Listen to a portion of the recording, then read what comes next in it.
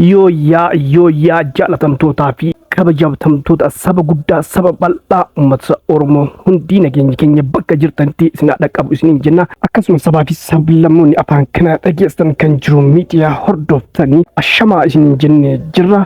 Odeeffannoo jajjabduu akkan isin barbaachistu takka qabannee isiniif dhiyaannee jirra. Akka odeeffannoo keenya osoo isin hin dabarsintu namoonni jiru miidiyaadhaaf haaraa taatan yookaan subscribe hin godhin subscribe gochuudhaan maatii jiru miidiyaa akka taatan isiniin jenna. Akkasuma like share gochuudhaan jajjabeessaan dhaamsa keenya yeroo hundumaati. Odeeffannoo teenya tanas hanga xumuraa dhageeffadhaatii akkasuma hiriyoota keessaniif share waliif godhaa. Gara odeeffannoo keenyaatti isin dabarsina isinis hamma xumuraan faana turan affeerraa keenya.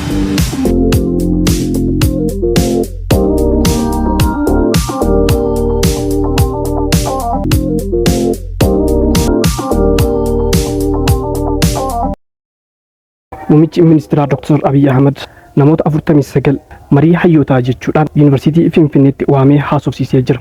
Mariin inni waliin godhe kun marii akkamiiti? Namoonni 49 kun maaliif yaame? Erga yaamee hoo maal wajjin haasa'e kan jedhu odeeffannoo keenya keessatti qabannee isiniif dhiyaannee jirra.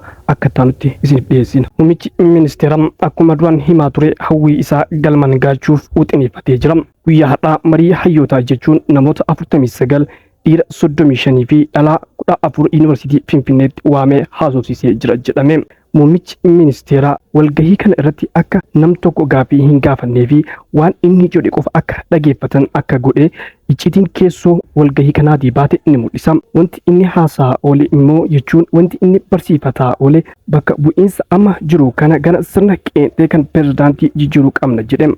Kun ammoo hatantamaan akka naaf raawwatamu na gargaara jechuudhaan kadhachaa oolee jira. Kanaan wal qabatee gaafii fi mufii naannolee irraa natti ka'uuf mootummoota naannolee nan amansiisa jedhee jira.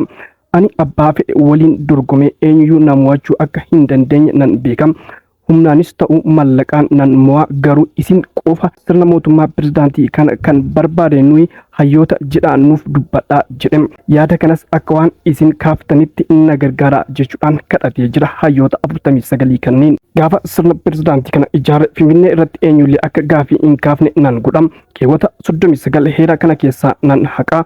Afaan hojii biyyoolessaa yookaan sadarkaa federaalaa fi naannolee hundatti afaan Amaaraa nan taasisaa. Isin sirna pirezidaantii kana qofa irratti na cinaa dhaabbadhaa jechuudhaan akka kadhachaa oole maddi keessoo odeessaa nu geette ni dubbatti.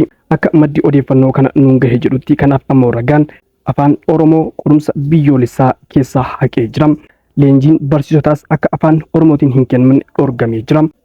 Kana dura paartii Bilisiginnaa keessatti pirezidaantii of godhuudhaan of muudee kanaafi kan kana fakkaatan wantoonni akka pirezidaantii ta'uuf godhe hedduudha jechuudhaan odeeffannoo kana nuun gahee jira. Nutis isinitti jabaa jennee jira. Egaa hordoftootaa fi kabajamtoota maatii jiru miidiyaa ammas odeeffannoon keenya akkuma itti fufetti jira. Odeeffannoon keenya itti aanu Taayyee Danda'aa ragaa wabii yaammatee ture. Ragaa wabii kan yaammatee ministeerota mootummaati jechuudha. Ragaa wabii sunis akka mana murtiitti dhiyaatee odeeffannoon bahee ni jira. Mee odeeffannoo sanis akka taanutti isiniif dhiyeessina. Daataa ministeera nagaa duraanii kan isaan obbo Taayyee Danda'aa ragaa ittisaa lakkaawwatan keessaa Ministeera muummee Itoophiyaa Dr. Abiy Ahmed fi kantiibaa magaalaa Finfinnee Aadde Adaanach Abeebee fa'a ture. Isaan dhiyaachuu baatanis namoonni lama adoolessaa torba mana murtiitti dhiyaatanii ragaa bahanii jiru.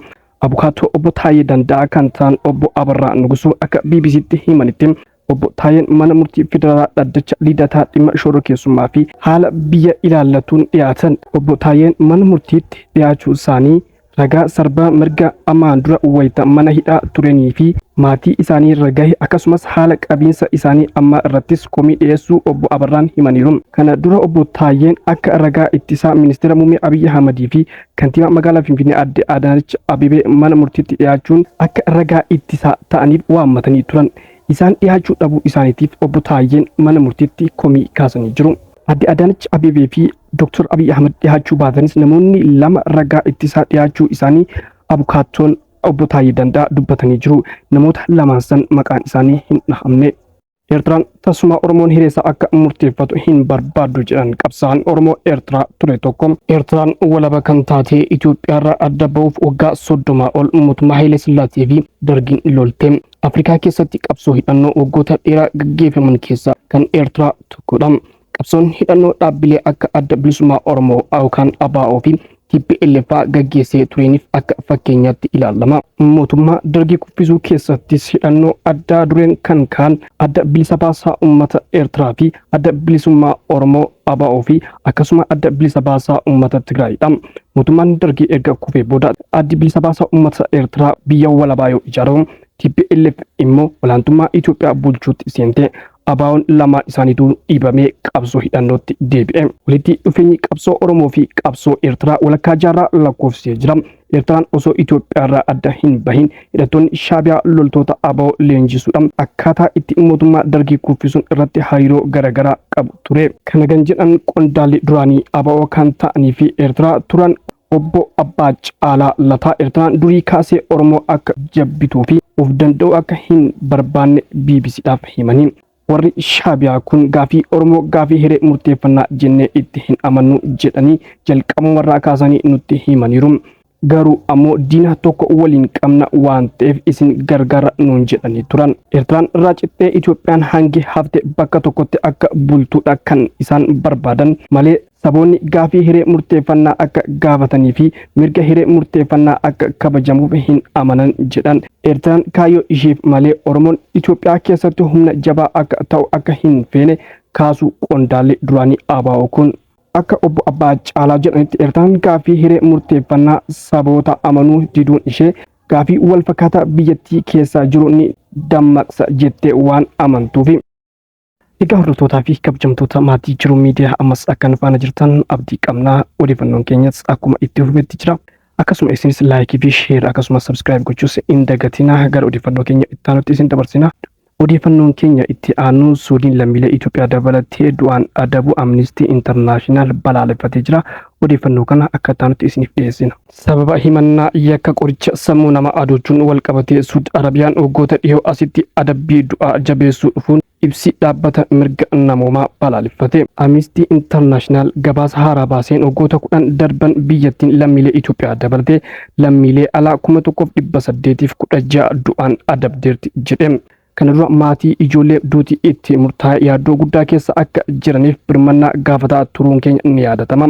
Gabaasa kanaan namoota du'an keessaa tokko sadaffaa kan ta'an himata qoricha sammuu namaa adoochuu qabatanii argamudha jedhee jira.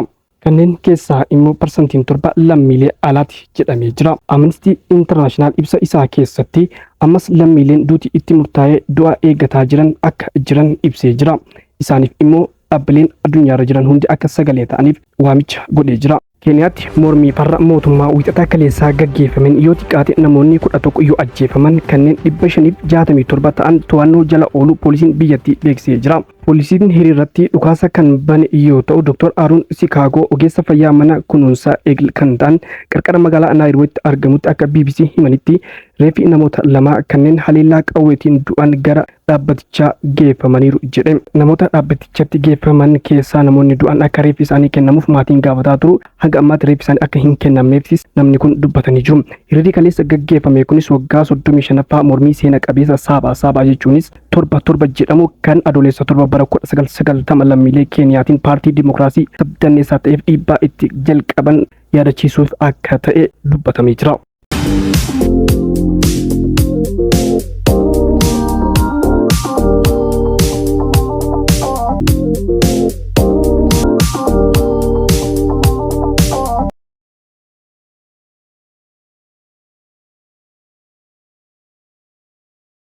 Egaa hordoftoota fi kabajamtoota maatii Jiruu Miidiyaa odeeffannoon guyyaadhaa qabannee isiniif dhiyaanne hanganuma odeeffannoo keenya biraatiin hamma walitti deemnutti nagaan turaa isin jenna. Namoonni Jiruu Miidiyaadhaaf haaraa taatan yookaan sabskiraayibiin sabskiraayib gochuudhaan maatii Jiruu Miidiyaa akka taatan isin jenna. Akkasuma laayik sheer gochuudhaan jajjabeessaan dhaabsa keenya waan hojii turtaniif galatoomaa ulfaadha.